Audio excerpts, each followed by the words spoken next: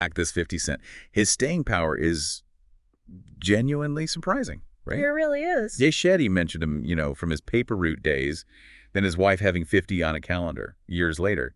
That's longevity. Definitely. And think about that jump from music, massive music star, to film, TV, still connecting decades later. Yeah, that sustained relevance. How does someone do that in entertainment? Changes so fast. Well, it suggests he really gets the cultural shifts and knows how to pivot strategically. Exactly. So today, that's what we're digging into. Curtis 50 Cent Jackson. We want to pull out some, real wisdom. Hustling, strategy, bouncing back. Right, drawing on his book, Hustle Harder, Hustle Smarter, and just his whole story. And we'll look at the money side, too. The net worth, the big deals, how that all fits together. Which raises that big question. How do you go from such a tough start to, well, to all that? Building this diverse, long-lasting career. Okay, let's start there. The early life. He was born Curtis Jackson, Queens, New York, raised by a single mom, a teenager who dealt drugs. Yeah, and tragically, she died when he was only 8. 8 years old. Mhm. His grandmother then took him in, raised him. He started dealing himself, didn't he? Around 12. Yeah, dealing narcotics at 12, had multiple arrests as a teen, drugs, weapons. It was rough. You have to think about the context, though. Like, his mother's situation, being a teen mom back then with little support, dealing might have felt like the only option. For sure. But interestingly, he credits both his mom and grandmother for giving him love, consistency. He calls his grandmother the love of his life, that stability after his mom died. That grounding seems key, doesn't it? Love, consistency, even when everything outside is chaotic. It builds that resilience you mentioned. So moving into his music career, he first got noticed with that really provocative track, How to Rob. Controversial, yeah. Got him attention. Then, May 2000, the shooting. Shot 9 times, just before a single with Destiny's Child was supposed to drop. 9 times. It's incredible he survived, let alone kept going. Kept going is an understatement. Apparently signed a publishing deal right there from the hospital bed. That's just sheer determination. Unbelievable. But the industry, well, it kind of turned its back after that, right? He tried to release another track, Ghetto Quran, got dropped, blacklisted, basically. Yeah, doors slammed shut. So what does he do? Moves to Canada. Starts making mixtapes independently. Guess who's back? Huh. Builds this underground buzz. That right there shows that resourcefulness. When the official way is blocked, find another path. Build it yourself. It sort of foreshadows his later marketing approach, doesn't it? The guerrilla stuff. Totally. And that hustle, it paid off. Yeah. Big time. 2002, Eminem discovers him. Leads to that $1 million deal.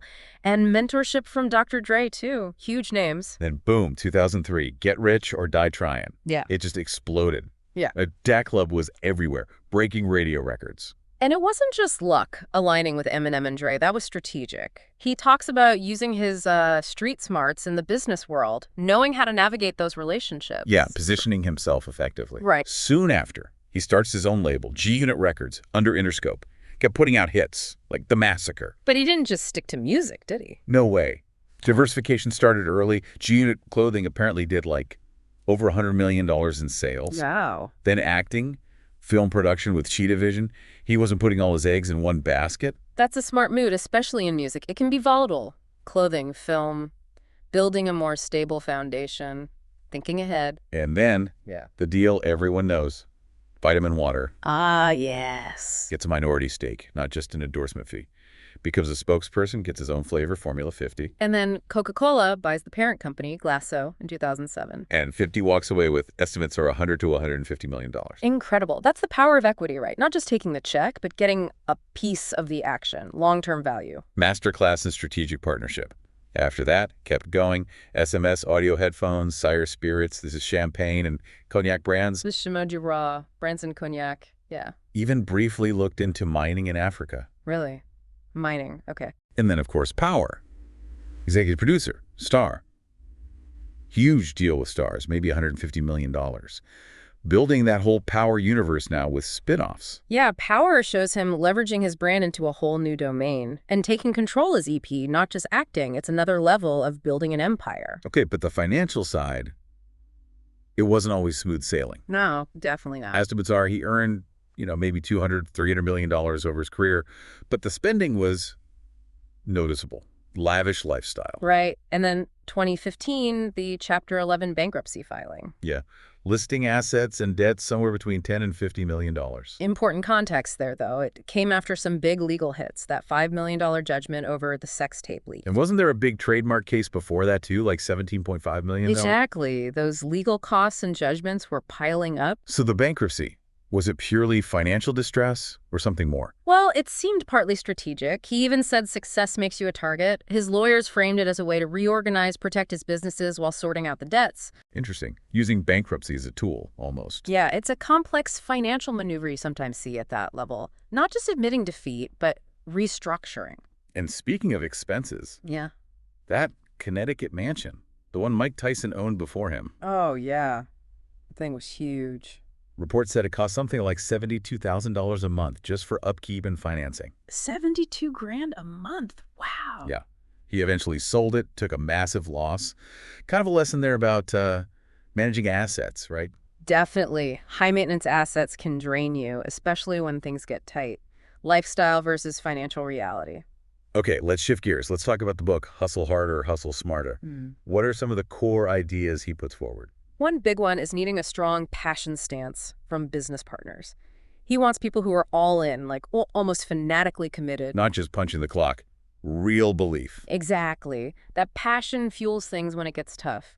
Money alone isn't always enough. He also talks about saying no, right? Turning down opportunities, even good money, if they don't fit your vision. Yeah, that takes discipline. Resisting the shiny object if it pulls you off course. Long-term thinking over short-term cash. Like his early deal with M&M. He saw the long-term potential of the platform, not just the initial $1 million. Right. Building that foundation for bigger things later. It's about value creation, not just immediate payout. And the whole evolve or die thing, that feels so relevant. Absolutely critical. Markets change, culture changes, you have to adapt. Think Blockbuster versus Netflix, right? Classic example. You snooze, you lose. He also talks about perception, managing how people see you, being seen as an asset, not a threat. That's subtle but important. How you're perceived opens or closes doors. It's about shaping your narrative. And taking responsibility. No entitlement. Your success is on you. Yeah, that mindset, owning your journey, the good and the bad, it drives you forward. What about leverage? Building it up over time. Crucial. Starting small maybe, but always working to increase your negotiating power. Gain expertise, reputation, assets, so you can command better deals. Interestingly, he emphasizes honesty for building sustainable relationships, businesses. Which might seem counterintuitive given some of the rough edges, but he argues trust is the bedrock for anything long-term. Diversification comes up again, too, especially when the market shifts. Don't have everything tied up in one thing. We saw him do that early on. Music, clothing, film, spreading the risk. Smart. And connecting with new people, injecting new energy. Yeah, avoiding stagnation, getting outside your usual circle brings fresh ideas, different perspectives, keeps things moving. One more. Creating unattainability. Making something seem exclusive to attract interest. Ah, the scarcity principle. Making something desirable, hard to get. It can definitely boost perceived value and attract investment. Bit of psychological strategy there. Beyond the book's principles, he's known for those guerrilla marketing tactics. Oh, yeah. Classic 50 Cent. Using time, energy, imagination. Yeah. Not just big budgets. Like the early mixtapes after Columbia dropped him. Pure hustle and creativity. Totally. Shows you don't always need deep pockets. Just smarts and effort.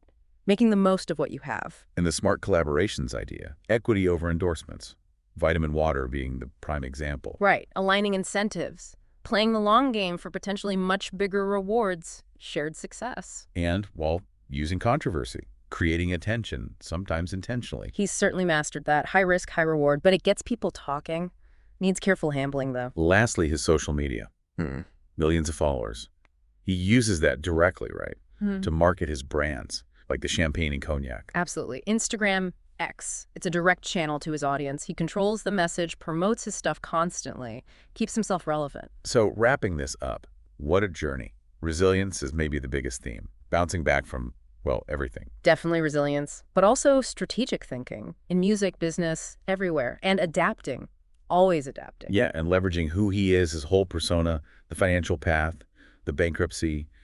It just shows how complex managing wealth and risk can be, even when you're massively successful. For sure. And the book, Hustle Harder, Hustle Smarter, It really does have practical stuff you can apply anywhere, not just entertainment. What stands out most is that adaptability, that resourcefulness. Mm-hmm. Streets, music biz, corporate world, he finds a way, leverages his experience. Mm-hmm. Constantly finding an angle. So here's a final thought for you listening. Think about 50 Cent reinventing himself across different fields. What skills or experiences do you have, maybe seemingly unrelated, that you can combine strategically? Create something new. Find an unexpected way forward. Yeah, what's your unique passion stance that you haven't fully tapped into yet? Good question. Makes you think about your own hidden potential, right? Definitely. If you want to go deeper, obviously check out the book Hustle Harder, Hustle Smarter. And that full interview with Jay Shetty on the On Purpose podcast is worth a listen to.